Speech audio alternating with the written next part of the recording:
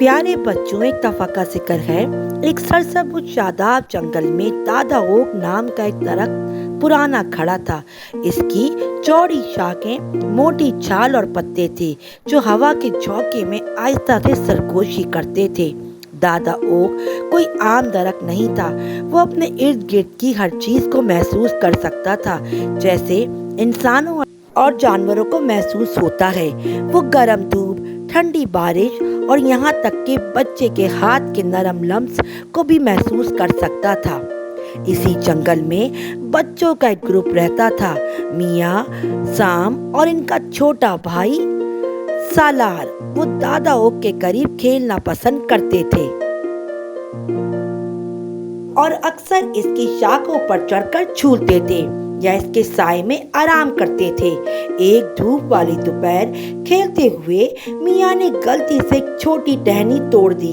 अचानक बच्चों ने एक हल्की सी आवाज सुनी, एक नरम उदास आ। सैम ने चौंक कर पूछा, क्या तुमने ये सुना? बच्चों ने कहा, ऐसा लगता था जैसे कोई रो रहा हो।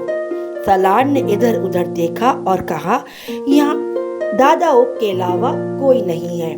मियाँ ने आहिस्ता से दरख्त को छुआ और पूछा, दादा ओक, क्या ये आप हैं?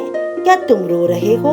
इनकी हैरत में दादा ओक ने धीमी मेहरबान आवाज में बात की, हाँ मेरे बच्चों, ये मैं ही हूँ। जब तुमने इस टहनी को तोड़ा तो मुझे चुटकी भर दर्द महसूस हुआ। आप देखते हैं, हम दरख्त आपकी तरह बोल नहीं सकते, चल नहीं सकते, लेकिन हम जानदार होते हैं। हम बढ़ते हैं, खाते हैं, पीते हैं, हम सांस लेते हैं, लेकिन हम सब कुछ महसूस कर सकते हैं। जब कोई काटता है तो हमें तकलीफ होती है, क्योंकि हम भी अपने अंदर एहसासात रखते हैं। आपको ये सब कुछ पता नहीं चलता। इसलिए प्यारे बच्चों, हमें उखेड़ा नहीं करो, हमें काटा नहीं करो, हमसे प्यार किया करो, पानी डाला करो। हम आपको साया देंगे, फल देंगे, सब्जियां देंगे। हमसे मोहब्बत करो।